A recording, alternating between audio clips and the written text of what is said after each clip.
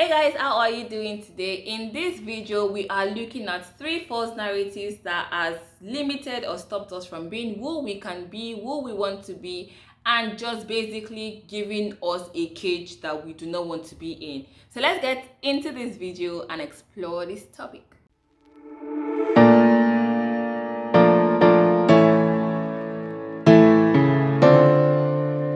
Hey fam, how are you doing today? Welcome back to my channel. My name is Tobi Achudume. If this is your first time here, you are super welcome. I am so excited to have you here with me.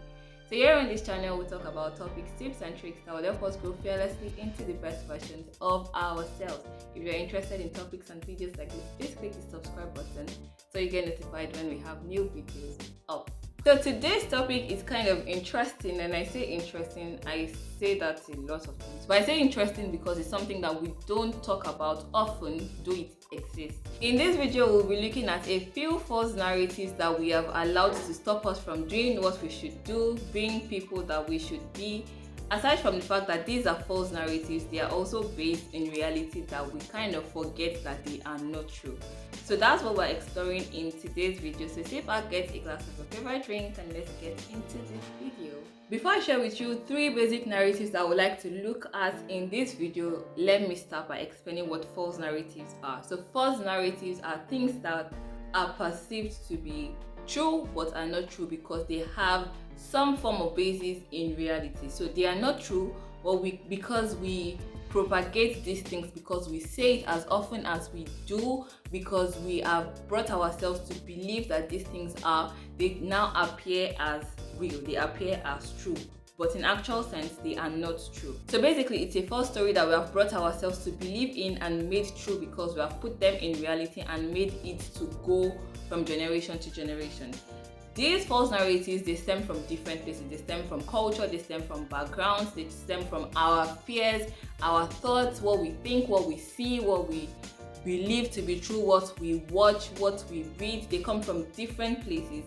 While sometimes you may know that these things are not true because of how much you see it around, how much you have heard it, or how much you have made yourself to walk in it, you have become comfortable in these narratives that they now begin to seep into our reality. False narratives also stem from our worries, and basically with worry, if you worry about something over time, consistently, all the time, you begin to bring in conviction into it. If you think that something is going to happen and you think on it a lot of times, it is going to happen because you're thinking on it and you've created the atmosphere for it to happen in that way. These narratives, they cage us, they make us to limit ourselves, they make us to believe things that are not true, they stop us from being who we are supposed to be. And you would see more of this as I give you the examples of false narratives that I would like to look into in this video. But basically false narratives are not true, they are false, and they are things that we should stay away from. Do not let them cloud your judgment, do not let it cloud how you think and what you do, how you behave and who you relate with, because they are able to cage us if we continue to think on it. So all of that being said, the first false narrative I'm going to share with you is, this is how I am.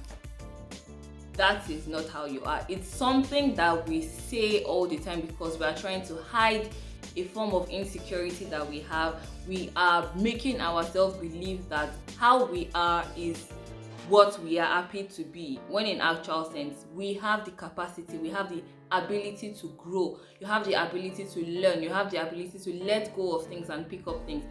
We sometimes think that as a person is the characters that you show now, the habits that you have now, the personality that you have now has to be what you continuously show, would be what you are always going to be seen as, when in actual sense is not true.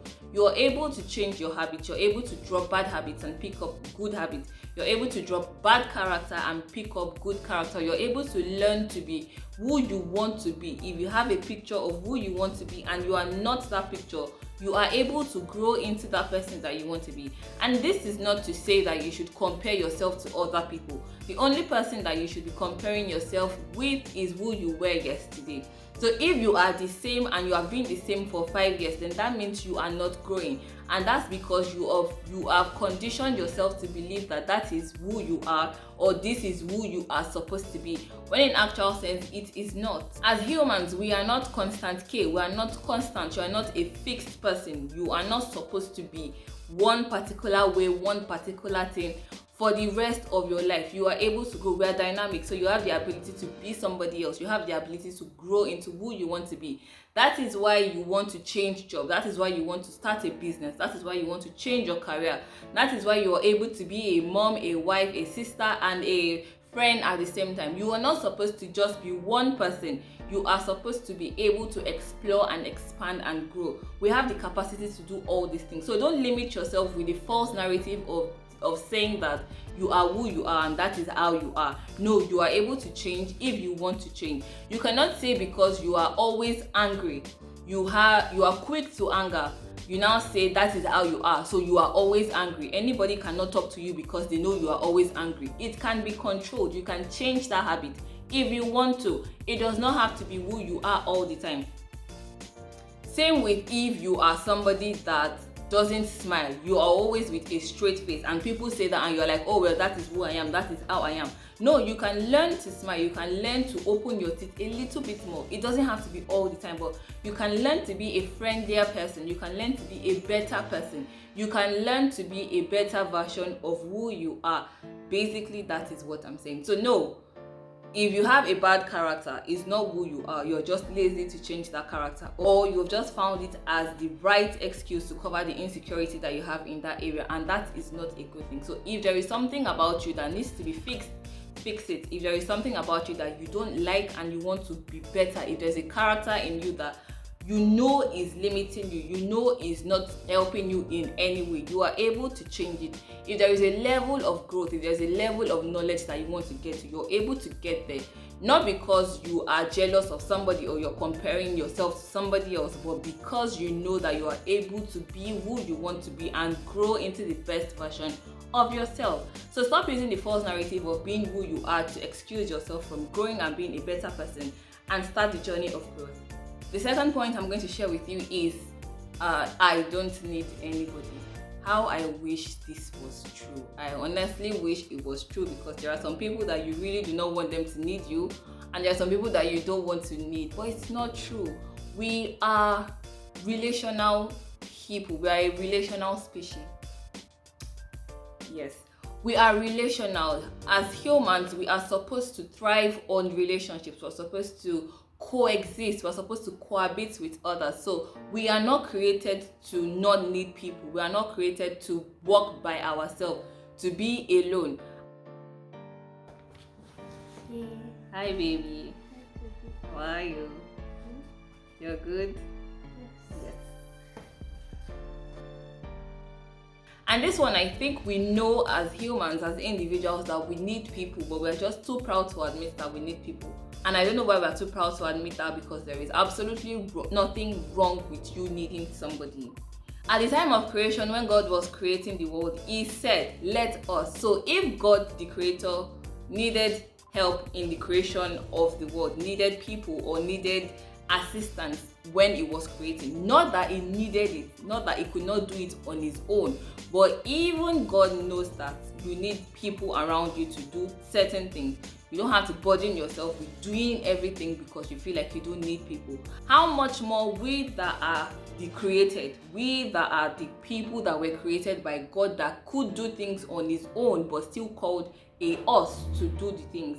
So we will always need people, we will always need man. We thrive in relationships. We do well when we're in people and not in isolation. If nothing shows us how much we need others, I think the isolation period that the whole world had to go into tells us that we needed to always be with people. We wanted, it was a craving for us to want to be with people, though we were forced to be alone. So we always need people. So stop saying that you don't need anybody, you can do bad all by yourself. No ma'am, no sir, you can't do bad all by yourself. You only do that because you don't want to harness the help that you have. Why would you rather stress yourself by carrying a lot of load on your head when you can ask for help? Let's learn to ask for help. There's nothing wrong in asking for help. If you need help, ask for it. You will not die if you ask for help. This last one I kind of stumbled on Twitter, and I was like, holy shit, there are a lot of people that actually believe this, that think that yes, this is actually true, but it is not. And I had to throw it in here because it's just absurd that there is a whole population of people that believes this, and that is, I don't owe my parents anything. I mean, the problem with this is where you see it as, oh, I think that's where the problem is. But in my opinion, it's not like you owe them, but I think it's just honorable for you to do things for your parents. I think it's honorable for you to, when you become a successful person, when you become somebody that is able to give back to them, you are giving back to them not because you owe them, but because they are your parents. While you are seeing it as, oh, our parents are seeing it as a show of love. It's how you show them